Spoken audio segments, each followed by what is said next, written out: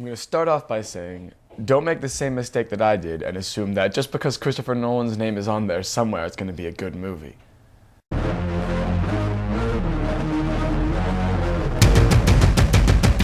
Man of Steel, directed by Zack Snyder, starring Henry Cavill as Superman, Amy Adams, Lawrence Fishburne, Michael Shannon, Russell Crowe, Kevin Costner.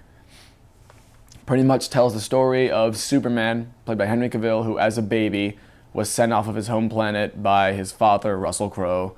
The entire planet explodes, except for General Zod, played by Michael Shannon, and I think 2 or 3 of his little buddies.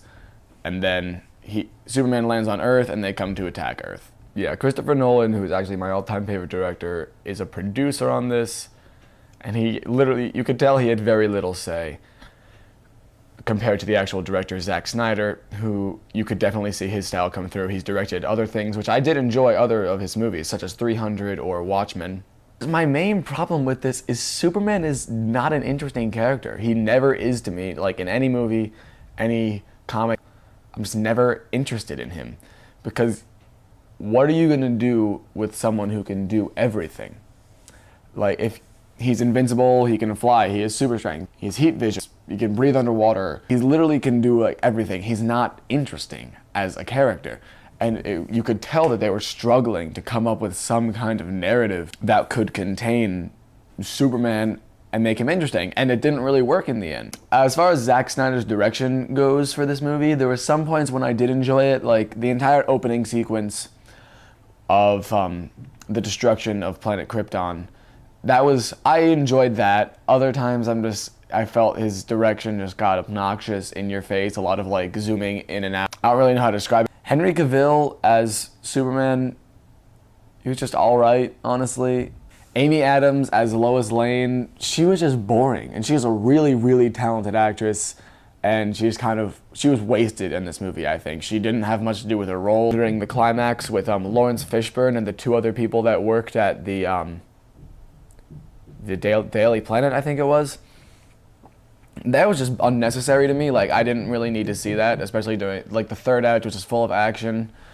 And then they just have these people running around the city. I didn't feel it necessary. I didn't care about the characters. I'd say the entire 3rd act of the movie was just, let's see how fast we can make Superman run into everything. There's this giant robot, there's Zod, there's buildings, they cause millions and billions of dollars in property damage. It was just unnecessary to me. The entire 3rd act was just weak resolution, I thought. Russell Crowe and Kevin Costner did have the high points of the movie, because Kevin Costner is the father of the family that adopts Superman. They were the most talented actors. They were the highlights of the movie. There's especially one scene, the tornado scene with Kevin Costner, that was probably the highlight of the entire movie for me. It did look nice, the special effects were pretty good, but they weren't fantastic to the point of Gravity or even Star Trek Into Darkness. So it looked nice, but not fantastic. Overall, this movie, I really didn't enjoy it. I don't think the elements that were being presented didn't mesh together well.